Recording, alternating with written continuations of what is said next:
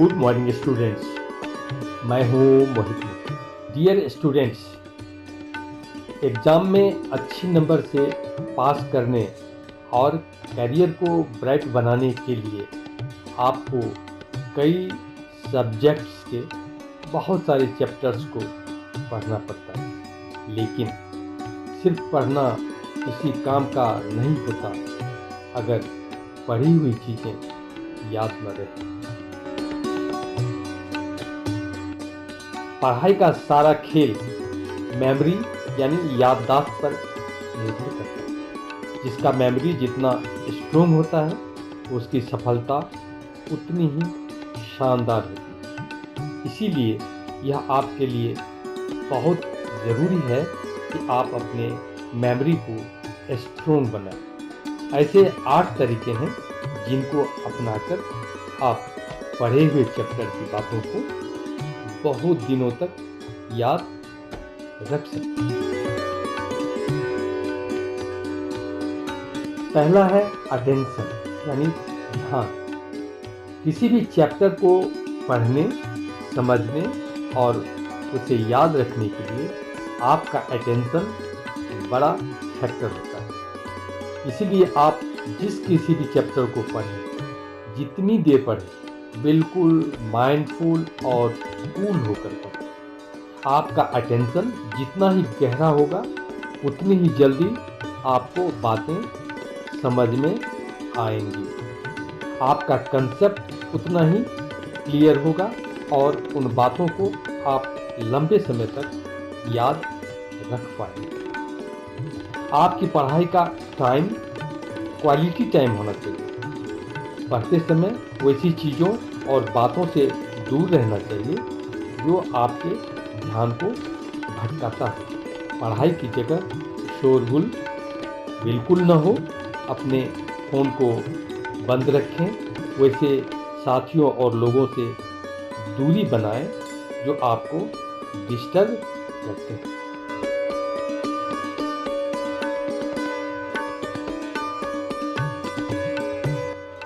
दूसरा फैक्टर है इंटरेस्ट। जिस टॉपिक में आपका जितना डीप इंटरेस्ट होता है वह उतनी ही जल्दी याद हो जाता है और बहुत सालों तक याद है। इसलिए ज़रूरी है कि आप अपने सब्जेक्ट में इंटरेस्ट डेवलप करें।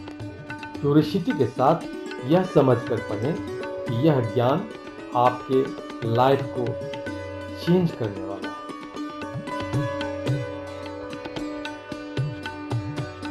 तीसरा है रिपीटेशन।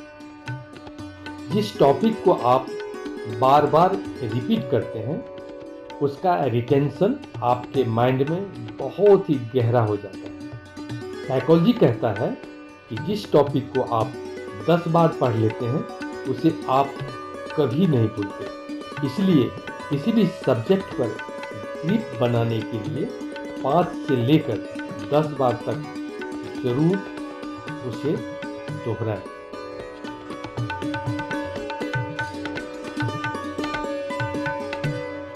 चौथा है राइटिंग। पढ़ी हुई बातों को याद रखने के लिए उनको लिखना जरूरी होता है। पढ़कर लिखने से पता चल जाता है कि संबंधित टॉपिक की बातों का कितना % आपको याद है। 100% नहीं होने पर आप उसको फिर से पढ़कर लिखें। ऐसा करने से आपको सब्जेक्ट पर कमांड हो जाएगा। 5वां, 2 टॉपिक्स के बीच थोड़ी देर के लिए ब्रेक ले लें, क्योंकि किसी सब्जेक्ट मैटर को पढ़ने के बाद ब्रेन में उसका रिटेंशन बनने में थोड़ा टाइम लगता है।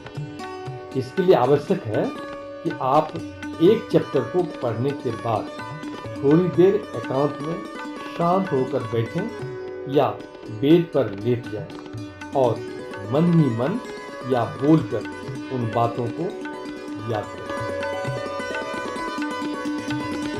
6, डिस्कशन।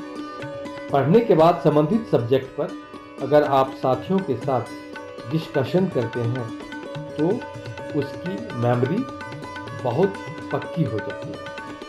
आप उसे शायद ही कभी भूलते हैं। अगर अवसर मिले तो स्टडी में डिस्कशन को शामिल जरूर करें।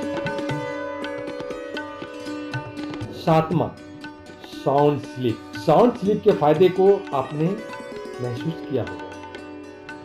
गहरी नींद लेने से आपका ब्रेन एनर्जी से भरा होता है, फ्रेश होता है, प्रोडक्टिव और इनोवेटिव होता है। पढ़ने में मज़ा आता है, बातें जल्दी याद हो जाती हैं। इसलिए हर स्टूडेंट को 6 से 8 घंटे तक ज़रूर सोना चाहिए, चाहे आप दिन में सोएं या रात में। 8वां है कनेक्ट या एसोसिएशन। अगर आपकी किसी बात के साथ कोई कहानी, घटना जुड़ जाती है तो वह बहुत दिनों तक याद रहती है। यही कारण है कि अच्छे टीचर्स बड़े रोचक उदाहरण और कहानी के द्वारा पढ़ाने की शुरुआत करते हैं। आशा है यह वीडियो आपको काम का लगा होगा। अगर हाँ तो इसे शेयर कर दीजिए और मेरे चैनल को सब्सक्राइब कर लीजिए।